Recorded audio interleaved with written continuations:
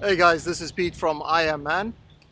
On this episode, what I would like to discuss with you guys is a challenge that we started during isolation period.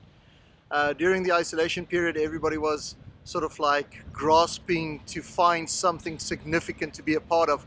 And we were a bunch of guys watching some YouTube clips, and we came across a video by Marlon Bates that basically explained how he was making handmade lures for fishing. Not being very talented at anything handmade and not being a fisherman at all, I WhatsApp a bunch of my friends and I was like, hey guys, do you guys think that we would actually be able to make our own baits? Obviously the response was quite interesting. Some guys were just like, dude, you're way out of your depth, you don't understand the dynamics and what is involved and what fish are looking for.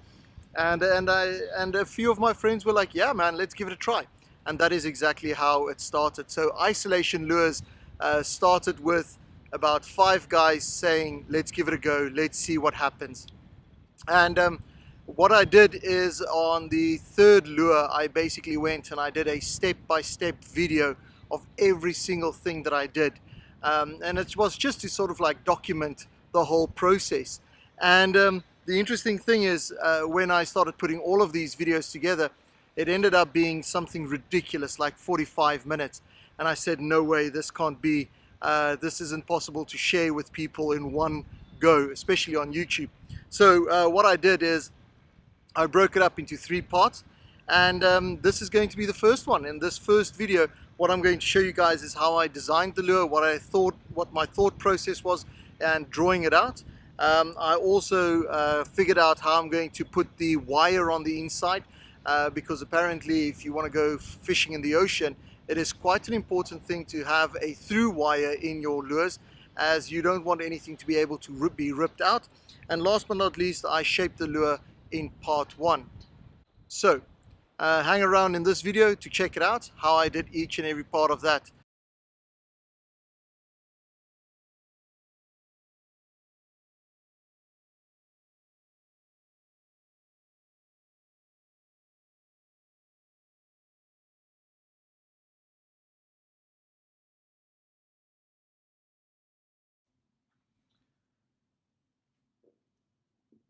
(11.5 centimeter) saltwater lure.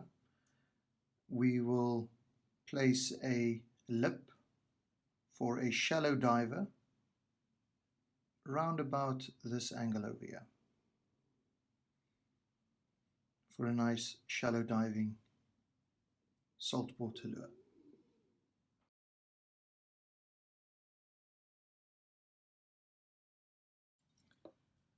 The wood that I've chosen is balsa wood. I have purchased it in 6 millimeter wide strips, pretty much 6 millimeters over there, in these planks. What I'm going to do is I am going to cut it into sections, glue it together to make up my complete balsa wood for my project.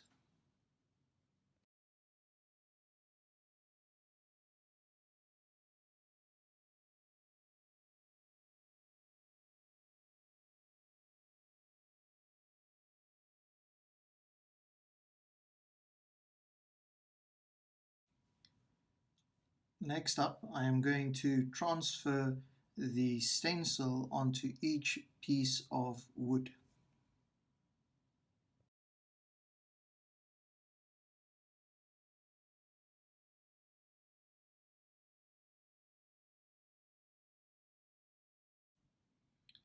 So in this part of the video, what I have done is I have basically drawn out the way that the through wire should be going in. And what I'm just going to do is I'm going to use my template to make sure that if I set this up, that the through wire would have sufficient space on the back, at the bottom, and on the front, as I will be transferring this template onto a piece of wood. So the idea is that you take an old block of wood, something along these lines. What you would do is you would lie down the template, and then at all the designated points, like for example over there, put in a self-tapping screw, one over there, one here, and one all the way over here. The reason being is you would then be able to take your wire, and we will be using this 1.5 millimeter stainless steel marine grade wire. Very, very tough, weather resistant. We'll use this for our wiring, but it is quite a tough wire to bend, and to have this little jig would make things a lot easier. So let's get into that.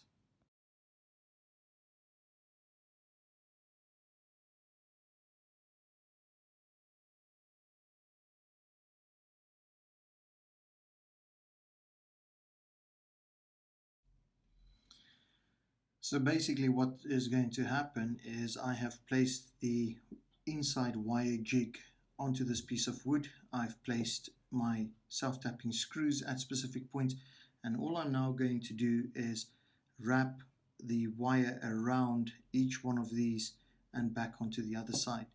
Hopefully this will give me a nice template that I can place onto my balsa wood, onto the balsa wood over here, and as a result be able to preempt where that through wire will go. So let's see what happens.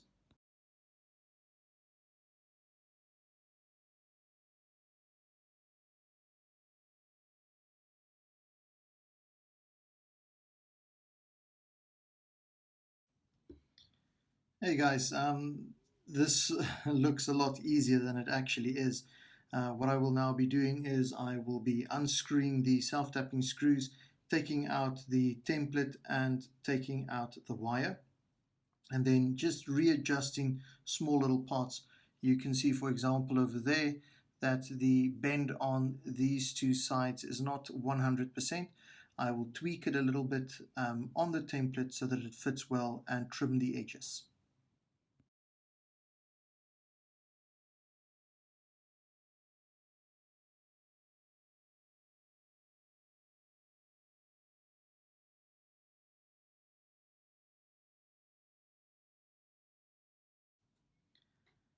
So I've done a little bit of tweaking. You can clearly see in the template that I had, it was all straight and beautiful, but in reality it's often not. So what I've done is I saw that the bottom loop actually stuck out way too far underneath the fish.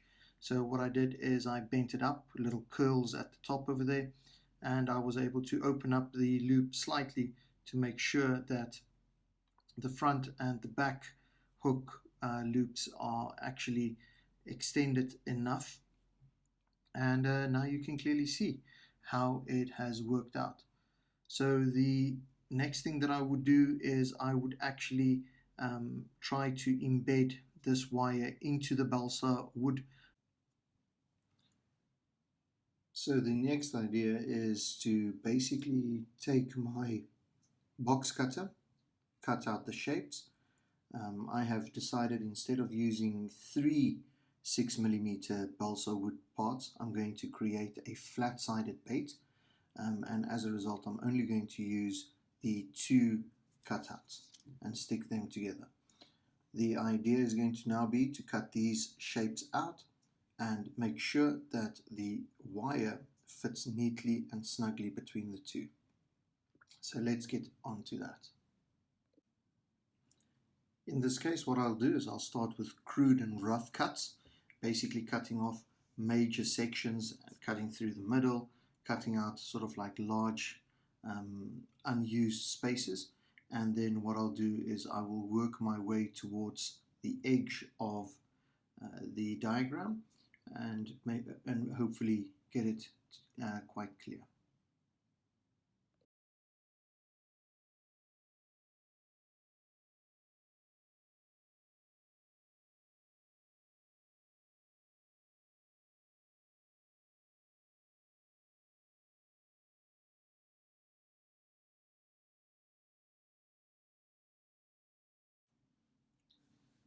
What I will be doing in this section is I am going to use a small amount of white glue. You can use any types of art and craft glue. What I'm going to do is I am just going to put a small amount a really small amount on the front, just a tad bit over there, and a tad bit at the back. The reason why I'm doing this is I want to be able to stick these two halves together and to then be able to smooth them down, to smooth it out. But at a later stage, I would like to be able to cut the two halves open again to insert my wire to basically form the loops at the bottom and at the top. You can clearly see it's not as straight and as smooth as I would like it to be. You can clearly see the little gaps at the top there. Okay guys, so what I'm going to do now is I am going to use this sanding block of mine, and I am going to try and even out all the sides all around. You can clearly see over there we've got small pieces that are sticking over. The cutting that I did previously is not 100% straight, and working with balsa wood, sanding it down is the quickest and most effective way to remove material. So let's get on with that.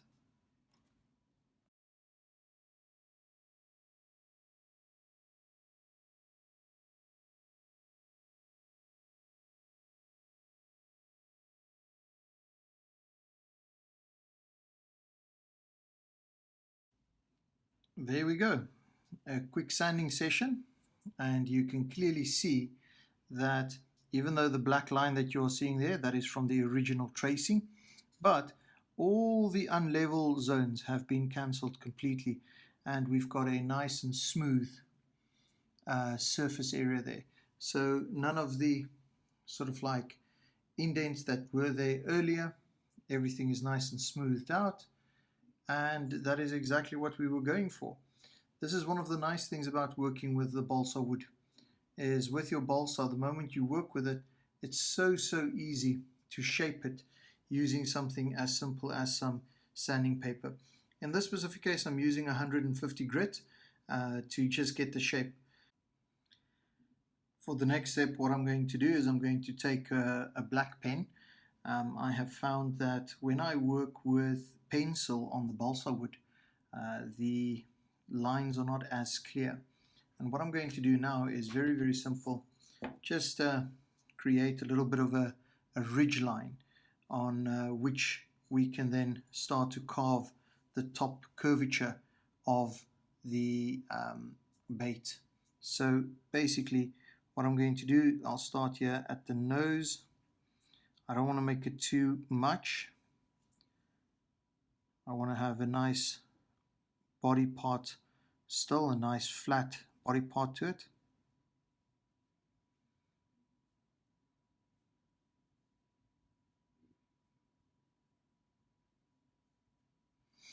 I'll do at the top about halfway into the 1/2. This is where I'll take my line, and yeah, it takes a little bit of exercise to get a nice straight line on this, which I still need a lot of.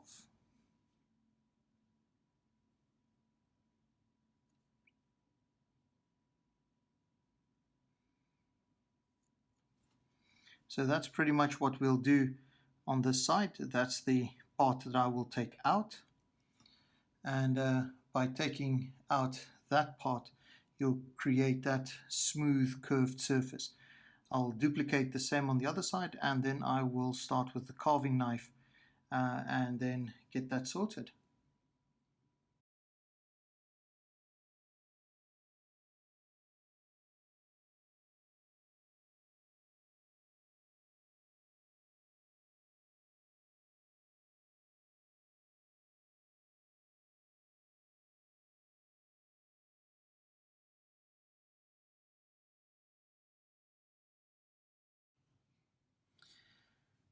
In the step now, we are going to do the same process that we did to shape the round top of this bait.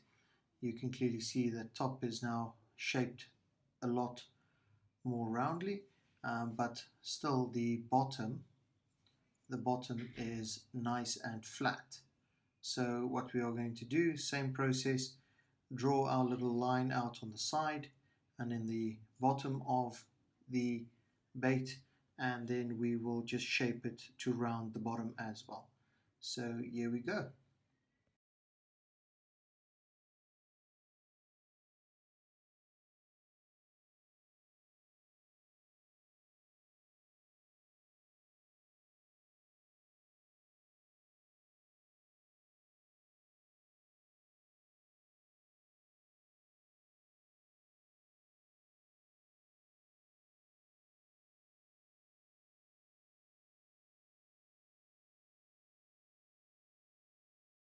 Thank you very much for joining me on these videos. I hope you enjoyed it. If you enjoyed, please give me a thumbs up, smash that like button, and also subscribe. There's that little bell icon, include that as well.